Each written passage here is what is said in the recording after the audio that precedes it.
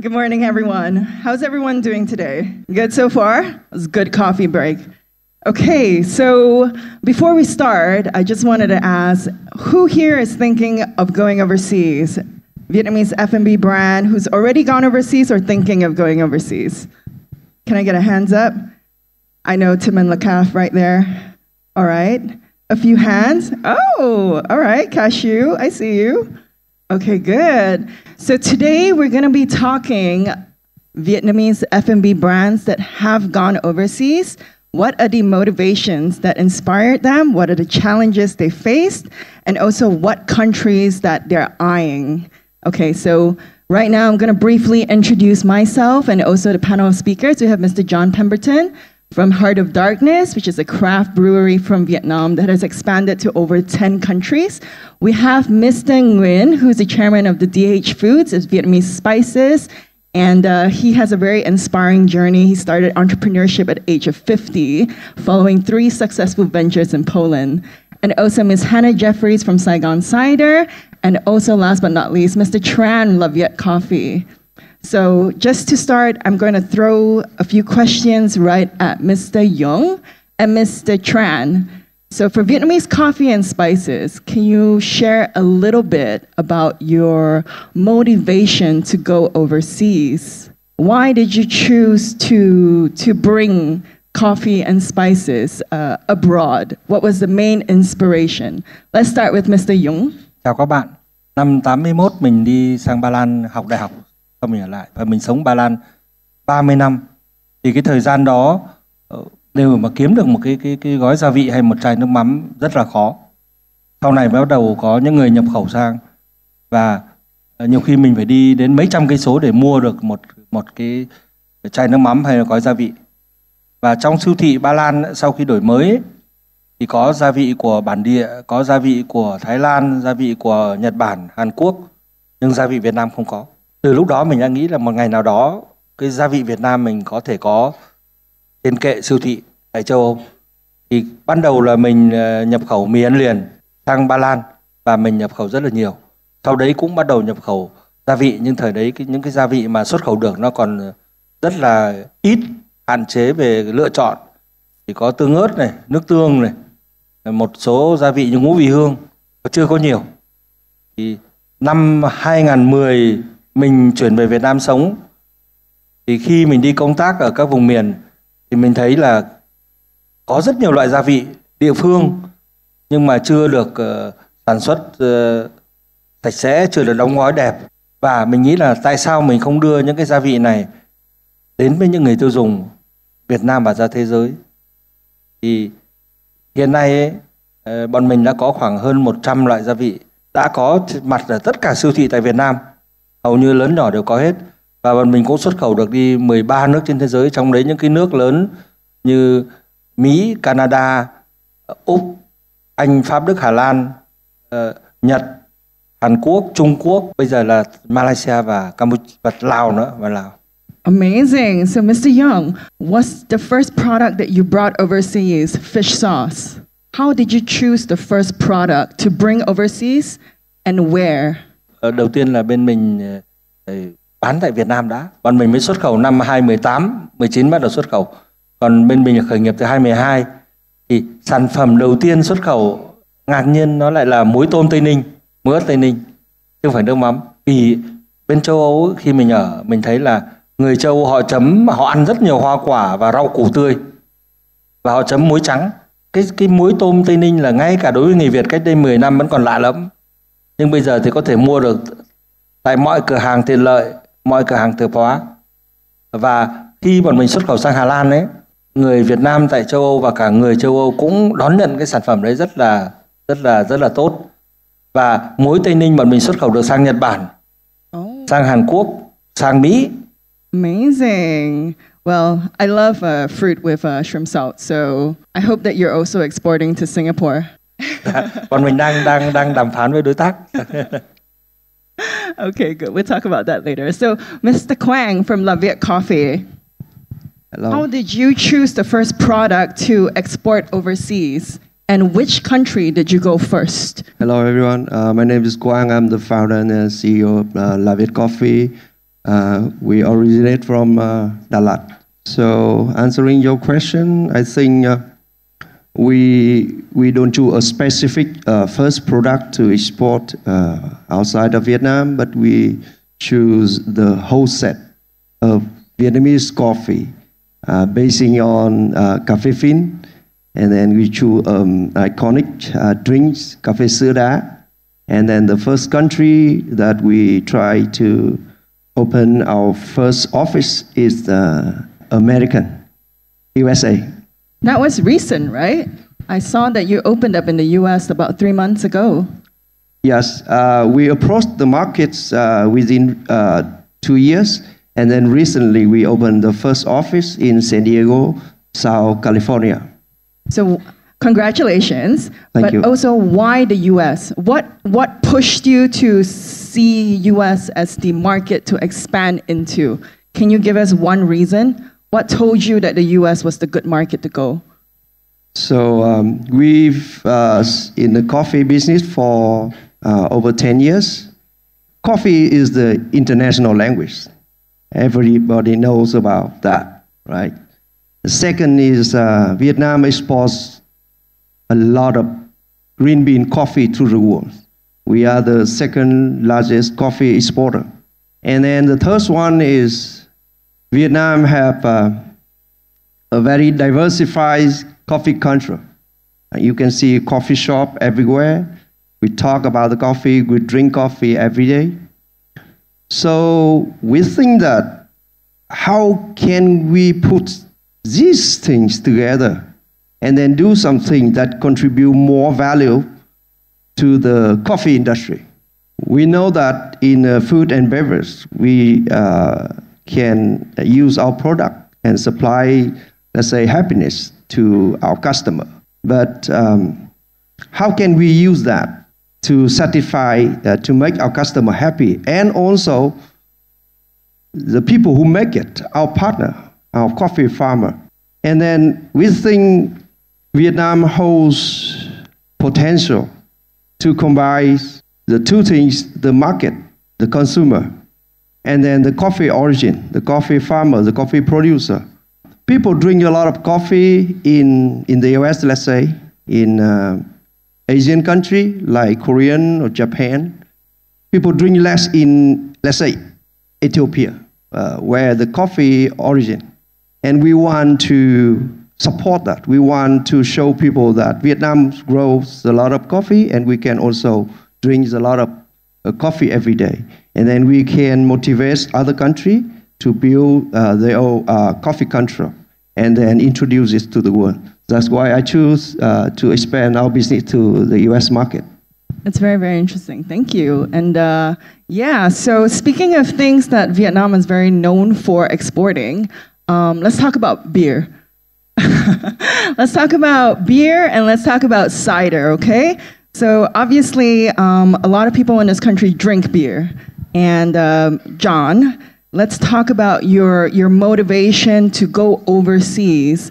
Let's talk about how you identified the opportunity to go overseas and the first country.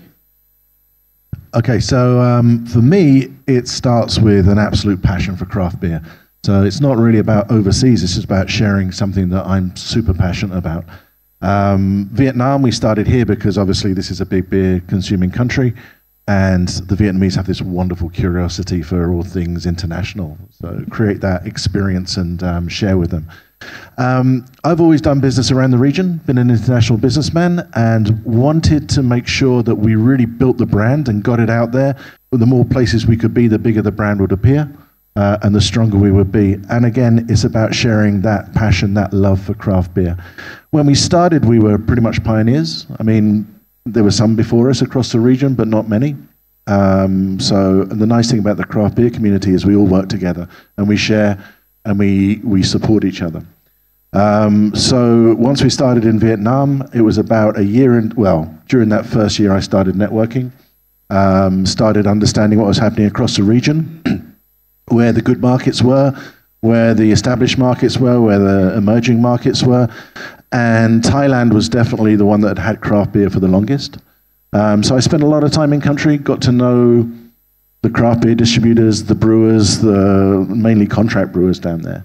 Got to understand the market, and we decided to position ourselves with the US imports at that same price so that Heart of Darkness would be perceived as one of those brands.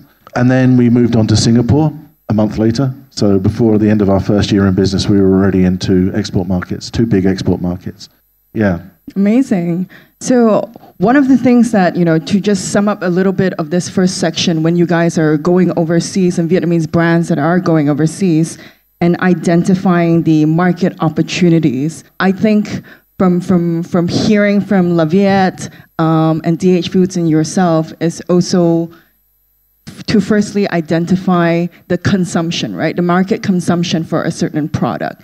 And you guys also delve down on these very uniquely Vietnamese products. For example, like Phin coffee, and you've got shrimp salt, and you've got beer, very signature to Vietnam.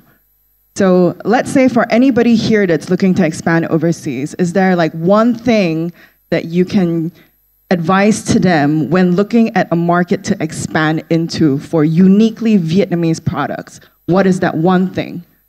When looking at a country. So let's start with John. I think you have to be very careful with that one. Every market's different, and not everyone perceives Vietnam in the same way. Mm-hmm. And across the region, there's still a lot of weird infighting, sort of. I don't want to sound racist in any way at all, but some people look down on Vietnam, some people look up at Vietnam across the region. Like in Thailand, for instance, it was actually quite a big barrier to entry that we had to get over, being Vietnamese, because the Thais looked down on the Vietnamese. So like, why would we buy Vietnamese craft beer? It's as expensive as the American beer. It should be cheaper. It's from Vietnam. Mm-hmm. So we had to really punch through with quality, innovation, creative branding, marketing, and being on the ground and creating that personal bond with the customer to get over it in Thailand.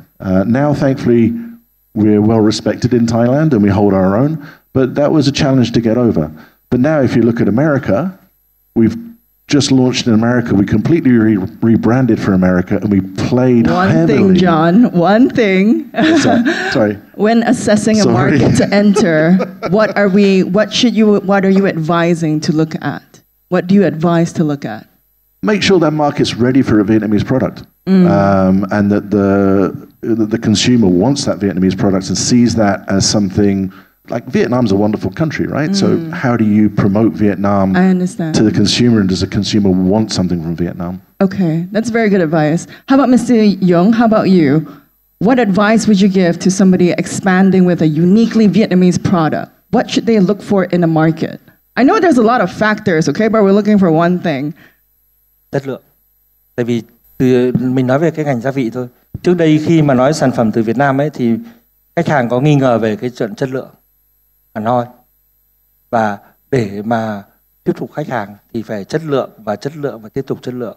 Năm 2019 khi mà mình có khách Nhật đầu tiên ấy, và hợp đồng được ký sau 2 năm đàm phán, 2 năm. Và trước khi ký hợp đồng họ đưa một cái cam kết là DH Food phải chịu mọi trách nhiệm tại Nhật nếu chất lượng sản phẩm có vấn đề. Và họ nói luôn là vì bọn tôi đã gặp rất nhiều vấn đề trong cái quá trình hợp tác. Nên mình nghĩ là các bạn muốn xuất khẩu ấy thì chất lượng. Để khi nào người ta nói đến hàng Việt Nam là hàng chất lượng thì chắc chắn lúc đấy sẽ xuất khẩu dễ dàng hơn. That's very similar, I think, to what John is saying as well. Advice. And Hannah, how about yourself? When identifying a market to enter with a Vietnamese product, what is something that people should look for in a market? But it really does have to be looking at why your product would be special in that market. And I face similar to John in coming across the opinion that something from Vietnam should be cheap. Definitely from countries which have a more similar economic situation, because there's some sort of hierarchy. So entering a country like that, you'd have a different approach. So in those places, we would lean into the premium factor of our product, focus on the awards that we've gained, the organic factor of our product. Whereas in the UK, we're finding that our unique flavors and our very Vietnamese brand are very popular. The distributor had thought that they would sell 70% apple and 30% ginger cider it's actually turned out to be 80% ginger and 20 apple. That's amazing. Because the thing that makes it unique in the UK is the ginger. There's plenty of apple cider. It's not that interesting. And we found the same when exhibiting our chili in Imbibe in London last year. Everyone was talking about the chili. Nobody disliked the chili. No one talked about the others. So finding what makes you unique and special in the particular market. Amazing. Thank you so much. And last but not least, Quang, for identifying your market, what is one tip people should look out for? So quality, as you guys have talked about, and add one more word, consistency. Amazing. So in a nutshell, when choosing the right market to enter, make sure that they are ready for a Vietnamese product. They don't look down on Vietnamese products, and ensuring that you're able to be consistent and uphold quality and that you're unique in the market. Okay, amazing. Thank you for the advice. So moving into the next segment of, overcoming these challenges, let's talk about one that you guys have all faced, which is how do you prove that your product overseas coming from Vietnam is, not low quality, like what some might assume, right? Okay, so Hannah, we didn't really hear from you the last time.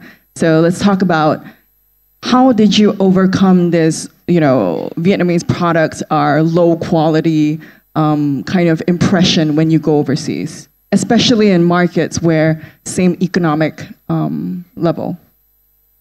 So aside from the awards that I mentioned already and the fact that we're organic, another way is the way in which you enter the market is quite important. So, for example, in the UK, we entered via leading national restaurant chain called Phường. They're from Scotland down to Plymouth. They are everywhere and they're highly regarded. So positioning as well can help you. If you enter with the right partners, then that can help set people's perception of your product. Okay. And back to Mr. Jung, in terms of your quality, how do you maintain that same quality overseas? Like, you are now in 10, 20, 30 different countries everywhere. How do you uphold that quality? Để đảm bảo về cái tính chất lượng ấy, thì bọn tôi liên tục là nâng cấp cái nhà máy sản xuất. Đấy. Thì năm ngoái ấy, sau khi đi triển lãm ở Đức về, thì có một đối tác, họ đưa một đề xuất là họ đang cung cấp cho 30.000 cái siêu thị ở Đức. Họ cần một cái sản phẩm mà đặt hàng mà tôi làm. Nhưng mà nếu để vào được cái siêu thị đó thì cần những cái chứng chỉ cao nhất trên thế giới luôn. Thì khi đi về Việt Nam ấy thì ban giám đốc đã họp và quyết định là chuyển nhà máy sang một cái khu công nghiệp mới để đảm bảo được cái chứng chỉ đó. Và bọn tôi làm ngay lập tức. Trong vòng mấy tháng là chuyển đổi sang, tức là một cái sự cũng mạo hiểm. Nhưng mà bọn tôi tin rằng là khi có chứng chỉ thì không chỉ khách hàng Đức đó và những khách hàng siêu thị khác, bọn tôi cũng thể đáp ứng được cái yêu cầu. Amazing. Thank you so much. I'm going to throw this back to Quang with La Viet Coffee that recently went to the US and set up office, right? And also for John, for those who don't know, he also just went to the US. So congratulations to the both of you. I hope there can be some collaborations perhaps. Let's talk about bringing... Is that my time or just cheering? Okay, so let's talk about, obviously the US and Vietnam is very far. And let's talk about this market, right? Like, what are some key challenges expanding to such a foreign, Western country that's so far away? So I'm going to throw this to Quang first in terms of coffee. You were talking about consistency, right? So let's talk a little bit about holding that consistency from brand, across languages, across geographical borders and everything in terms of quality. So let's touch a little bit more into your challenges. Thank you.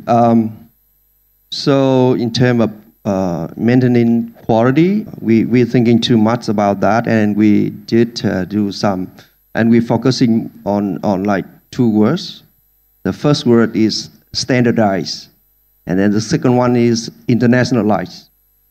So from the very beginning, we used the first ones internationalized to systemize our coffee business. So every single step from the beginning, varieties or cultivation or processing, roasting, we follow strictly so that we can make that one become an international standard. Like so, in the coffee business, everybody knows that recently, within like 2 decades, we use a standard from SCA, Specialty Coffee Association. So we were so lucky because we don't have to do research on that. We already had that one to apply to our business. So we need to do everything the same and keep it doing that with that standard and step by step within many years improve that. Let's say if you want to serve a proper pho, right? So everybody should know how to cook pho. And then we have to take care in every single ingredient, every single step, and then we focus on that and make the standard upgraded every time and every years. So I think when we went to the US, we use standard. We think we should be the one who show people how to standardize, let's say, a Vietnamese coffee, a café sữa đá, into a proper one. And so everybody knows about that, and then we can share the opportunity doing that. We don't want to go to the US market and compete with other colleges there. We want to go to the US and benefit everyone in the coffee business and then give people choices. Recently, the term Vietnamese coffee is so popular in many coffee shops in the US. And we would like to offer the standardized, like this is the coffee origin from Vietnam, and then you can use it to turn it into a Vietnamese coffee properly. So let's touch a little bit about that, right? So Vietnamese coffee in the US is becoming very popular. And a lot of these brands are even born in the US. You have like Nguyen Coffee Supply, you have Copper Coffee. And this USP that was once very unique to Vietnam, i.e. the coffee beans are from Vietnam, those brands, those US brands, US Vietnamese coffee brands are now getting their coffee straight from the source. So as a Vietnamese coffee brand now going to the US, this once original USP that is now no longer very unique, how are you competing with these, Vietnamese coffee brands that are born in the US? As I say, we don't have to compete. Okay. We want to use that and then add more value on that. I so see. Rather than competing with each other, we can be corporate and make friends with each other. Sarah and I, we're close friends, so we support each other. We talk about the coffee story in Vietnam. We support the coffee origin, and then we're trying to bring that value to the market. I see. So I think that's very interesting to talk about this collaborative kind of effort to as a marketing, right? Especially when Vietnamese brands go overseas. Back to you, John. One of the things I do want to ask you, so when it comes to Vietnamese brands going overseas, like what Hannah said, some of these people are very interested in the exotic flavors. When you go overseas, how do you choose flavors that are going to be exotic, but perhaps not too exotic for the market that you're going into? Definitely the wrong brewery to ask that question of, actually. We've always actively tried not to be gimmicky. Okay. But going into the US market, the distributor came over, they spent a couple of days with us, they went out to the brewery, we did a tasting session at the bar. We developed a whole bunch of sort of Vietnamese beers for them. And they insisted that they didn't want to try our core range and they just wanted to try our Vietnamese style beers that we'd made for them. So we did that. And then after that tasting, I was like, so would you like to try our bestseller? And would you like to try our second bestseller? And of the 4 beers they picked, 3 were from our core range. So, I mean, and none of them are Vietnamese focused beers. So it's really about the branding that's going to stand out in the US and how we're positioning the brand in the US and how they're positioning it. They're going to start by, they've got a it'll be nationwide in the US, and they're going to start in Vietnamese restaurants. So pushing Vietnamese craft beer in Vietnamese restaurants. But when they discovered the quality of the beer, and I mean, we're in a very innovative brewery anyway, then they just went, no, we're going to also go mainstream with this. So now it's going to go in through 2 channels for them. I understand. So I just want to also touch on that a little bit and pose this to perhaps the rest of the panel. So when you enter the market as a Vietnamese brand, do you think that is a USP or something that might pigeonhole you to certain types of cuisines and just Vietnamese restaurants, Vietnamese coffee? So let's hear a little bit more about that, right? That can be a USP, but also something that might limit yourself to, let's say, other kinds of cuisines or opportunities. So Hannah, I'm going to throw this back to you.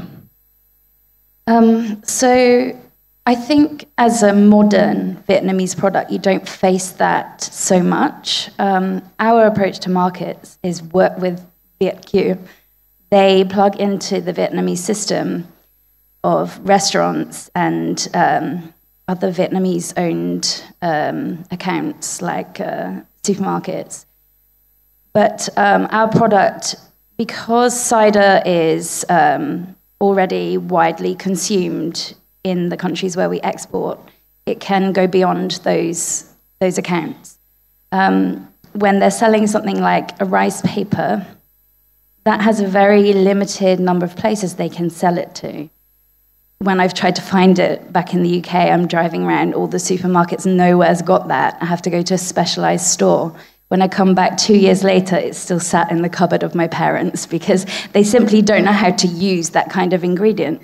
Whereas something like a cider has more wider appeal by its nature. And that helps our distributors break into non-Vietnamese accounts, even though they are a Vietnamese-focused distributor. So I think the nature of the product can help to ensure you're not pigeonholed. And I'm sure for beer, it's the same, and coffee and spices as well. I think that was a very good answer for everybody on the panel. So we've got 5 minutes left, and I just want to talk about looking to the future a little bit. And what are your next countries or moves in expanding? And what are some trends? Let's maybe everybody say 1 or 2 trends right now that you're looking at that is guiding your expansion. So I'm going to throw it back to Mr. Young.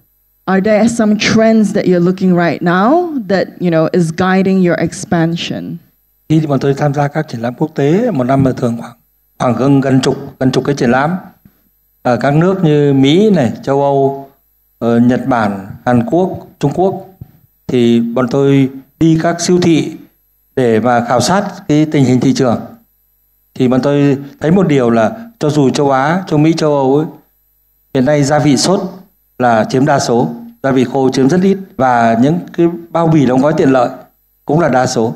Và cái này nó phù hợp với cái báo cáo chung của các công ty Anta hay là Nielsen, là người trẻ hiện nay họ muốn dùng những sản phẩm tiện lợi, họ không cần phải nghĩ, họ mua về họ có thể sử dụng ngay một lần, nấu được cái món họ thích. Đấy, thì bọn tôi hiện nay đang tập trung vào phát triển cái dòng tiện lợi và dòng sản phẩm sốt, và được các khách hàng, các đối tác ở các nước đều rất là hoan nghênh. Đấy là cái xu hướng của gia vị hiện nay. Definitely. And before we head on to the beer, let's go for some coffee. So Mr. Quang, what are some trends, 1 or 2 trends that's guiding how you expand right now? The trend is like short term. I would like to use the word chance. So we are the choice for people. Right now in the coffee industry, Italian coffee control is dominant everywhere, right? And it is so convenient and popular so that everybody can use it. And because it's so popular, so it limits the other coffee control to emerge. Vietnam holds a lot of potential in coffee ingredient, and we also have the coffee control. And we can be a choice for people to discover a different approach for coffee. You can have more fun. You can have the coffee like it's easy for you to use. So that's the Vietnamese coffee. So that's the chance for a choice. Amazing. So let's go to beers. So one thing that I also found out recently from Saigon Cider and John from Heart of Darkness is they're both eyeing Japan, right, as the next point of expansion. So tell us a little bit what you're seeing in Japan that is guiding this move of Vietnamese beer overseas to that country. Can I say it's a good excuse just to go and visit Japan? I love the Japanese craft beer market. It's amazing. And Japanese have a deep love for craft beer. So it's a natural fit. We were actually in Japan in 2018 for a bit, but the distributor didn't have deep enough pockets to really get it going. So, I mean, it's really just about expanding the brand, but the issue that we have right now is the economics of it all. It's like the strength of the yen or the strength of the Aussie dollar. Because at the end of the day, craft beer is still a commodity. I mean, it's a different price range to macro beer, but you've still got to be in that ballpark. Even if you've got a unique, wonderful product, if you're charging a few dollars more, people aren't going to buy it. So you really have to wait for the economics of the region to sort of settle again after COVID. So, I mean, Korea is sort of off the chart, off the list right now. Japan, probably just getting warmed up again. Australia is still far away. And yet we get such a huge demand for our beer in Australia, but we just can't make it work financially for them. So that's the biggest challenge we have. I understand. And how about you, Hannah? Why are you going to Japan? Vietnamese cuisine is taking the world by storm, and Japan is no exception. They really love Vietnamese cuisine, from what I can see. Though our conversation with Japan started from garnering some awards there, and then they've become more interested because we are going after JAS certification, the Japanese organic, which I find in some countries people don't really pay too much attention to what organic really means, but in Japan they really do. They really care about that, from what I'm understanding from the distributors we're talking to. The awards really chanced us upon conversations, and then the fit has come from cuisine. Cider is a master pairer, really. Yep, the standard of our products meeting their modern expectations on health and environment. I think it's also, Japan is one of the markets where there's so many expats, but also so many tourists into Vietnam. So I think what we said from the start, they also don't see Vietnam as perhaps, they're quite used to Vietnamese products. The mindset isn't that it's like very, very low or anything, right? It's a good market.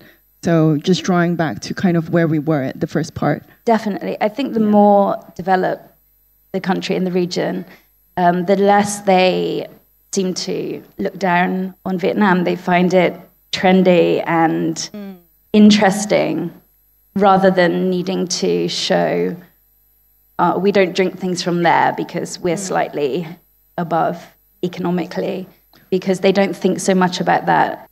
So much more developed, I would say, economically, that's not really a consideration. They more focus on the beauty of here, the interesting fact of visiting here. Does anybody have a question? We'll ask Chief. One question, so it has to be very good. My name is Alex, People Strategy Director for Pizza for Peace. My question is that one of the key success factors when any company is going global are the people who will be driving this globalization initiative. What would be your advice to the audience?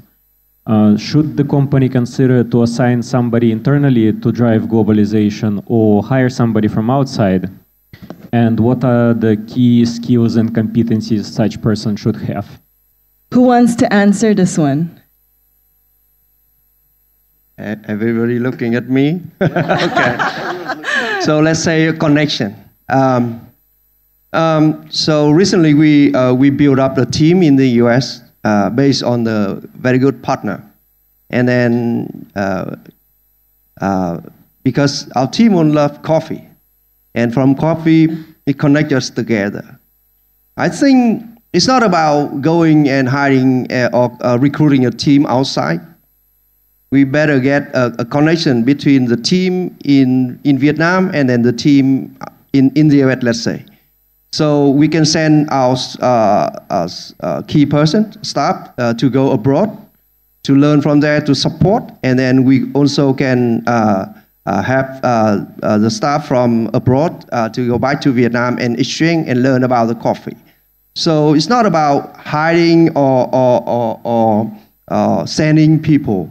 It's all about the good connection, and then how you can deal with that thing. That's our point of view. Specific to Vietnam, you need people who understand here as well as understand the market that they're in. So finding the right partners overseas and is a good start, and then just working with them very closely and regularly on what your mutual goals are. I'd agree with that. That's the same approach that we've taken, just finding good top-end distributors that have a good reach, understand your brand, understand your product, and share your passion for it too, and can really be your front men wherever they are. Because you can't be everywhere, and you can't be masters of every market. So you need to have good partners on the ground that do understand it and will work with you and share your passion, basically. All right, thank you guys all so much for a very insightful discussion.